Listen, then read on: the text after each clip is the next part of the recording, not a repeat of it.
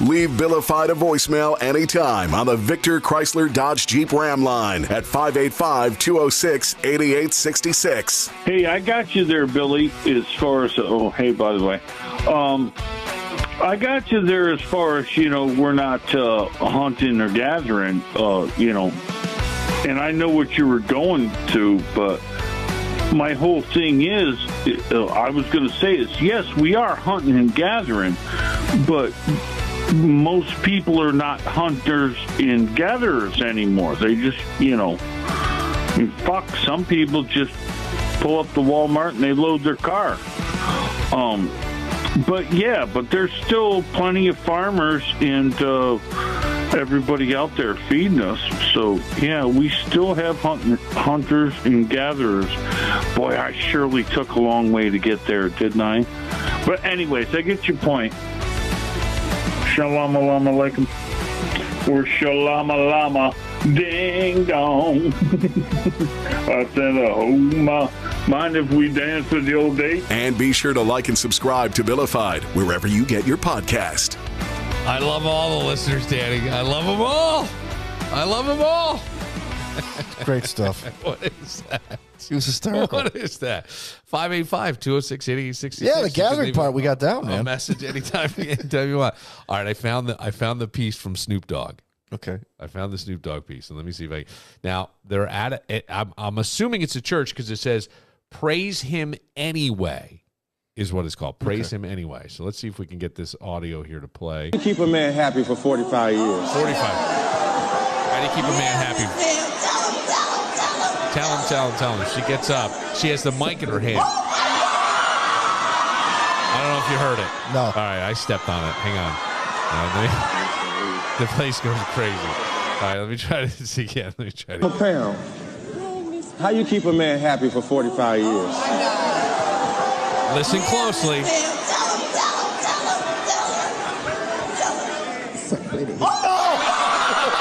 Suck the dick. See?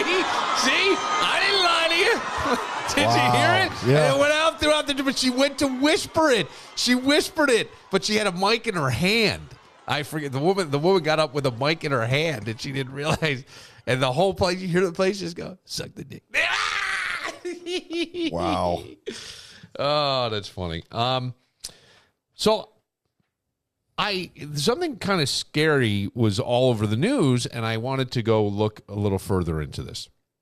And what was scary was this plane that had to make an emergency landing at the Buffalo Niagara Airport. Okay, that's a decent sized airport. Yes, it's bigger than one here in Rochester. Yes. Now I want you to listen. This is the actual cockpit audio, tower to cockpit. Oh, we have an emergency. We're heading back. HI Alpha, Roger.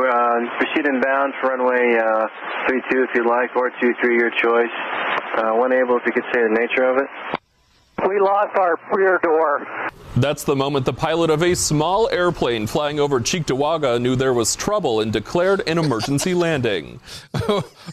We lost our rear door. Okay. Hang on. Let me play this again. Hang on. Oh, we have an emergency. We're heading back. Now listen to how his voice goes up a little higher in the second response. 32 if you'd like, or 23, your choice. When able, if you could say the nature of it. We lost our rear door. That's the moment the pilot shit his pants. And the poor young reporter behind it, like the master of the understatement. He's got this awkward voice. Yes. And he's delivering. That's the moment. That's the moment, right. Now, would you go up if I got my pilot's license and I said, "Hey, Dan, I can fly you back to Silver Creek, save you, what is it, a 3-hour trip?" About 2 hours. 2 hours. We could get there in a half hour, Dan. 20 minutes. 20 minutes. Well, probably more. Maybe more like, we'll say a half hour, 45 minutes, because I think a plane like this is really going to go. I think they're 6,000 to 8,000 feet up in the air, and they travel at 60 to 70 miles an hour. Yeah. Okay. So I get you there. Would you ride with me? You wouldn't? No. Why? I don't want you to go all Barnes Firm on me. What? Barnes Firm. They had oh, God. Did they ever get to the bottom of what happened there? I don't know. I don't know what happened there. Yeah, I don't know if I'd be ready to do that yet. It's not like, I mean, now, okay, I understand that the odds of me driving here to do this podcast, of me getting into an accident and getting killed, are better than the odds of you getting into a plane and flying somewhere and getting into an accident. Exactly. Like when was the last time you really heard about a plane crash? It was actually other than the Himalayan Airlines that went away, or yes. It was that crash in Buffalo that happened in 2010, 2011. Horrible. And because of that, because the pilots weren't. I think we're just coming up on the 15th anniversary of that. The pilots weren't experienced, and after that accident, that crash, they went through all these protocols to make sure that everybody got their flight hours in. Now they're going in the opposite direction, but so to make sure, and there really haven't been any accidents, mid-flight accidents since then. But I would still be like, okay, well, how many hours have you logged? I mean, it's not like, going for a spin around the block when you get your license at 16, even though that's even more dangerous. Yes. We look at it differently because everybody drives cars. Well, not everybody flies planes. I wanted to know a little bit more about this. Okay. So I thought, who do I know that flies small planes? I know a few people. And I know Anthony Daniele. Oh, he does? Yes. Anthony Daniele from the Daniele family companies. They used to have Mario's Via Abruzzi. And then I got married there once. Right? He's a pilot who flies these small planes, and here's what he said. I did see that happened, and So he and I had a little chat earlier today. I called him up, and here's what he said. And it's very insightful. Have not done any research to find out what kind of plane or the age of the plane. However, from personal experience and not throwing anybody under the bus. Okay. Now pay attention, because when somebody says from personal experience and not to throw anybody under the bus, you're waiting. There's something coming. When you are learning to fly and you're doing so on a budget, you often take lessons in planes that are vintage 1960 to 1970, and they are a bit rickety.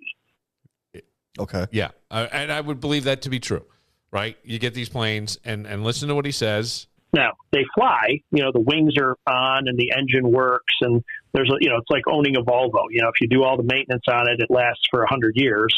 So, planes are kind of the same way, but doors and seats and all that stuff get rickety. So I had a situation where I was flying a small plane during my training, and the passenger door wouldn't close. Now, I want you to Does it mean like not close all the way, or just not close? So you kind of like tied a rope to it and tied it to the seat. Now, I had a friend who had a car like this. I feel like I'm watching Peter and Quagmire and Family Guy trying to fly a plane. But I had a friend who had a car that the passenger door was roped shut. It was roped shut. And he'd have to slam it. And we'd go around. I almost had one of those doors in my truck. We went around. We went around corners fast just to see it open, and we tried to hold it. It's like riding a bull. Yes. And while you were flying every once in a while, this whole system would give way and the door would like open and be flapping. So you'd have to like reach over. And so this is happening at like 6,000, 8,000 feet. And I've been blessed that I can afford to buy my own plane after I learned how to fly. And I did so because in my mind, I was like, it's tough enough to get my wife to do things like that with me. You think she's going up in a plane? If I go, Danny, listen, look, I really want you to come up. But the door doesn't shut exactly. Right? Yeah. Doesn't no exactly, way. Yeah. Just don't lean on it. Yeah. It's like Billy Graham said, if there's a 1% chance the plane is going to crash, are you going to get on it? Let alone, sweetie, can you hang on to the door because it's going to fall off if you don't, right? Like that is not a good selling point to somebody who's already wavering on this is crazy. Both hands. And so it does not surprise me that something like that happens. Now, on those little planes, a door flying off, it's not like a 737 at 20,000 feet that you're dealing with oxygen and wind. I mean, these planes are going 60, 70 miles an hour, so it'd be like your window being open in your car. It's not. Don't worry about it. On a dark desert highway. Yeah, I didn't know it was like Hotel California driving these planes. That's no big deal. Okay. It's not life or death. It's just it's a bad thing. I mean, if parts are falling off of your plane, it is cause for concern. I don't want to minimize that. while it's not life-threatening, it is distracting, and bad things can happen, to your point. I mean, you should be probably focusing on flying the plane and not fiddling with the door, because bad things can happen pretty quickly. So that's why they landed, because it's just not safe, A, and B, what else is going to fall off? Right. What else is going to fall off? Now, the thing is, they can't find where the door went. I'm thinking the door is probably in a tree.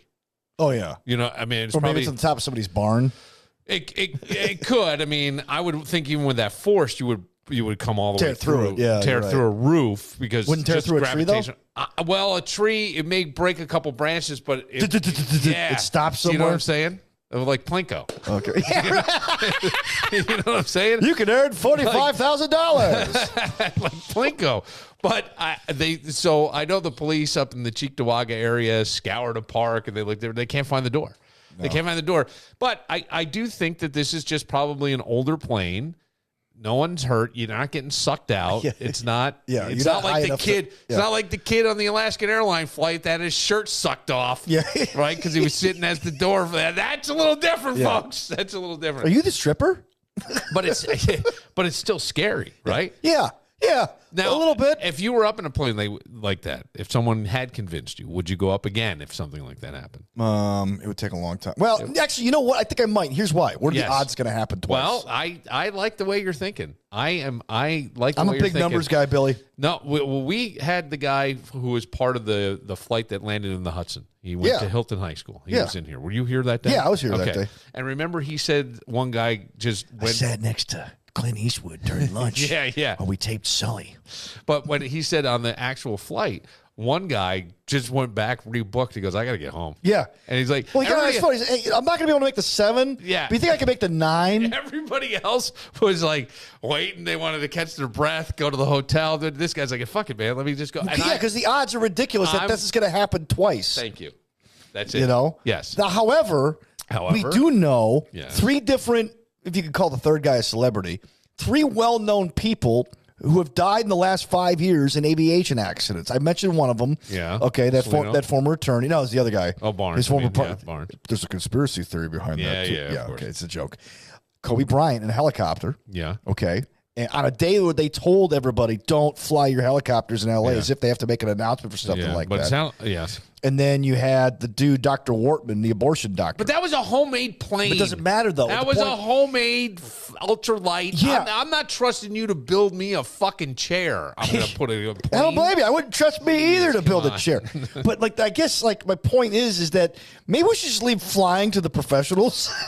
Well, you got to learn to be a professional. Yeah. Maybe you should take some Delta, lessons. I don't know. I mean, it's a little scary. I love Anthony Daniele was in here. We did a podcast, and you can go back in the Billified archives there and find it. And he was flying that day to go have lunch with his son up in Boston. His son lives in Boston. He was flying up to Boston, gonna have lunch and then fly back.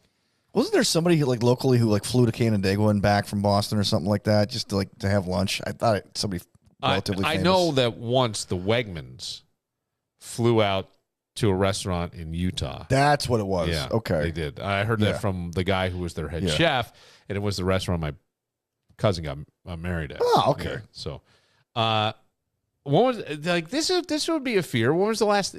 Think about this though. Yes. And as we get older, we don't do this as much. But when was the last time you faced a fear, a real fear?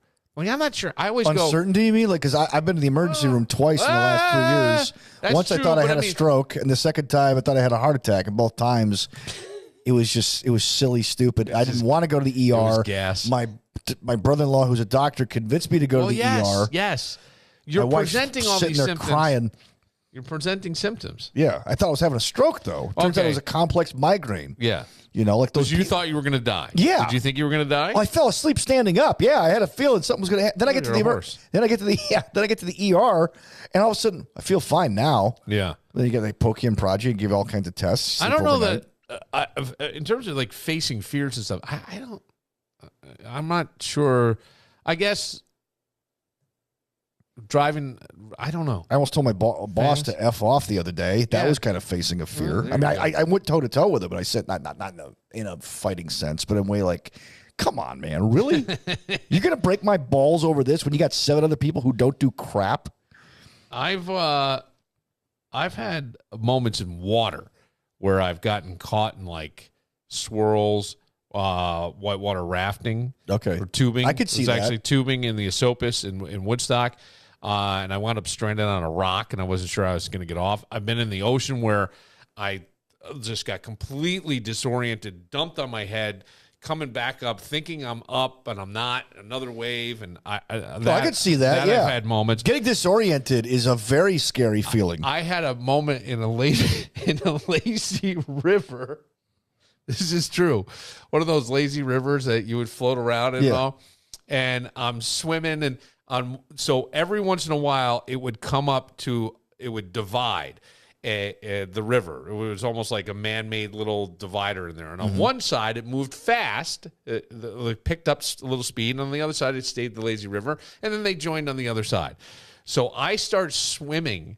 I'm going to try to catch up to the kids. I don't know if they were ahead of me or they had gotten in earlier. So I was going to try to surprise them. So I try to get on that side of the fast thing, and I figure I'll swim, and I'll get caught up in this little current, and it'll push me even faster.